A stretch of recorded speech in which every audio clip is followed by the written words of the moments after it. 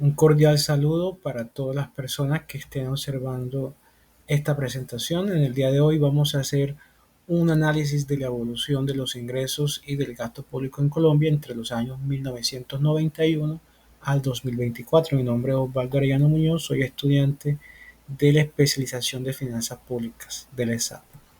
Quiero empezar esta presentación haciendo un recorderis de la Constitución Política de 1991, la norma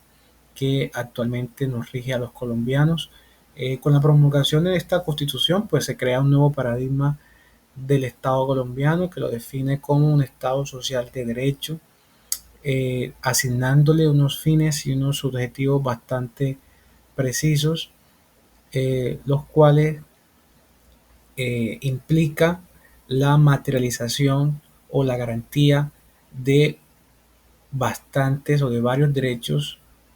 como los derechos fundamentales, los derechos sociales, los derechos económicos de los ciudadanos, de nosotros los colombianos. Pues este nuevo paradigma no solamente tiene un nuevo efecto jurídico entre los ciudadanos, sino también efectos sociales, culturales, ambientales y obviamente efectos económicos en el Estado por medio de las finanzas públicas, ya que para poder garantizar todos esos derechos que la nueva Constitución crea, eh, pues debe el Estado tener la capacidad financiera, la capacidad económica para poder sostenerlos. Y en esta gráfica podemos ver reflejados esa situación en la cual se ve un aumento, un crecimiento sostenido de los gastos y del ingreso público. No obstante, siempre ha sido mayor el nivel de gasto que los ingresos de la nación, situación que se ve o que se amplía mucho más en el año 2020, que como todos sabemos en ese año surgió lo de la pandemia del COVID-19, en donde el gobierno nacional pues tuvo que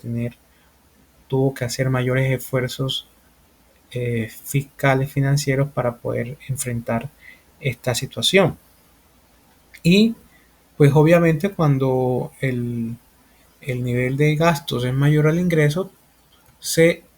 produce lo que en economía se denomina un déficit, que en Colombia, a la luz de los datos, podemos casi que concluir que es un déficit estructural, ya que siempre ha tenido cifras de déficit, exceptuando el año de 1993, en el cual se obtuvo un pequeño superávit. En esta gráfica podemos observar que efectivamente el déficit se agravó, se amplió en los años de la pandemia y posteriores, que si bien es cierto hay una tendencia a reducirse, pues todavía sigue siendo una cifra bastante alta. En esta gráfica podemos observar el tamaño del gasto público respecto al PIB, es decir, aquí podemos evidenciar que el tamaño del gasto no solamente ha aumentado en términos nominales, sino también en términos relativos,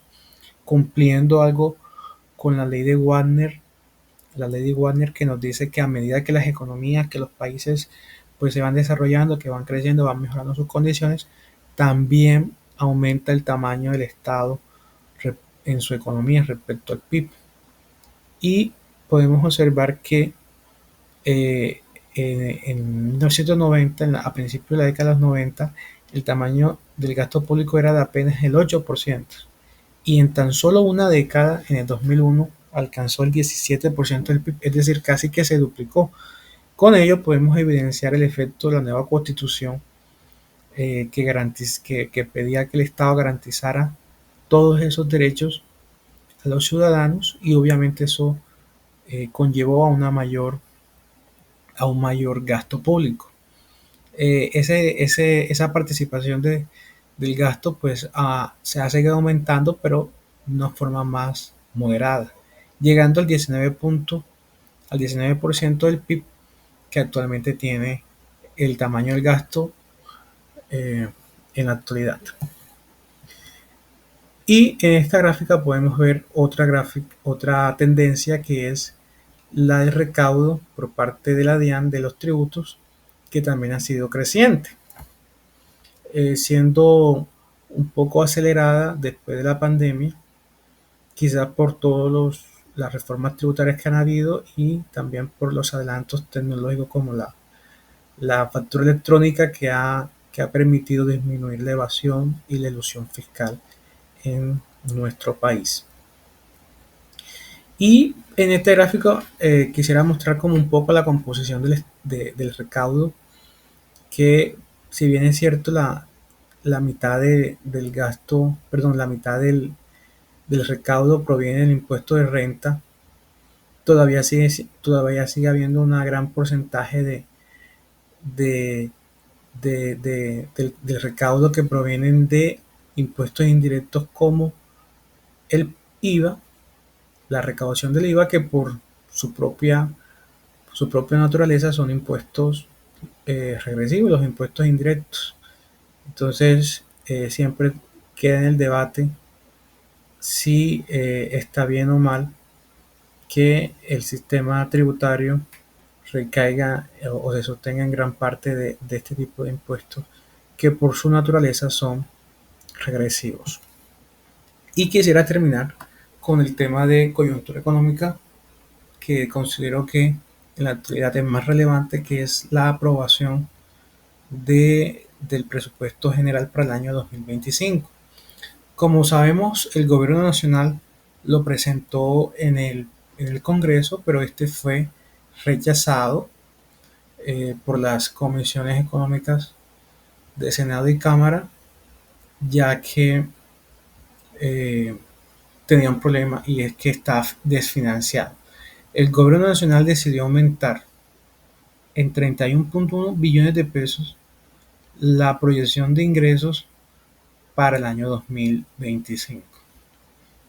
pasando de 312 billones de pesos que se estimó en el marco fiscal de mediano plazo a 343.2 billones de pesos que finalmente fue lo que se presentó en el presupuesto. Este cuadro sale del análisis del Comité Autónomo de la Regla Fiscal, el cual muestra todas las diferencias que hay entre lo que se proyectó en el marco fiscal de mediano plazo, lo que finalmente se plasmó en el proyecto del presupuesto general y las mismas estimaciones que hace el Comité Autónomo de la Regla Fiscal. El gobierno nacional pues justifica este aumento en la proyección, en la estimación de los ingresos de diversas fuentes. En primer lugar, dice que 14.6 billones de pesos provendrían de una mayor gestión de la DIAN, mayor gestión administrativa, de lucha contra la evasión, de ganar pleitos judiciales, pero en la opinión de muchos economistas, pues esta cifra es bastante elevada, ya que la DIAN pues ha incumplido en los años recientes, en el año pasado incluso, sus propias metas de recaudación. Entonces, considerar que la DIAN va a poder obtener la capacidad de recaudar 14.6 billones adicionales a los que ya puede conseguir, pues algunos consideran que es una cuenta alegre, que son cuentas alegres. Y adicional a eso, pues 12 billones de pesos provendrían de la aprobación de una ley de financiamiento o reforma tributaria que muchos analistas consideran no existe el ambiente político en el Congreso para que se aprobara, ya que así como no fue aprobado el presupuesto, lo más probable es que tampoco el Congreso le apruebe esta ley de financiamiento al gobierno nacional. Entonces, esta situación ha hecho que muchos economistas enciendan las alarmas sobre el impacto que puede tener la desfinanciación del presupuesto para la siguiente vigencia. Y yo quisiera rescatar la opinión de el doctor Luis Fernando Mejía, que es el actual director ejecutivo de FEDesarrollo y fue director del DNP, el cual manifestó lo siguiente. Abro comillas: desde FEDesarrollo recomendamos un recorte del presupuesto de 2025 para asegurar el cumplimiento de la regla fiscal y evitar riesgos económicos debido a la incertidumbre sobre la materialización de los ingresos adicionales estimados por el Ministerio de Hacienda. Eh, sin otro tema, pues doy por concluida la presente exposición y les deseo un feliz resto de día.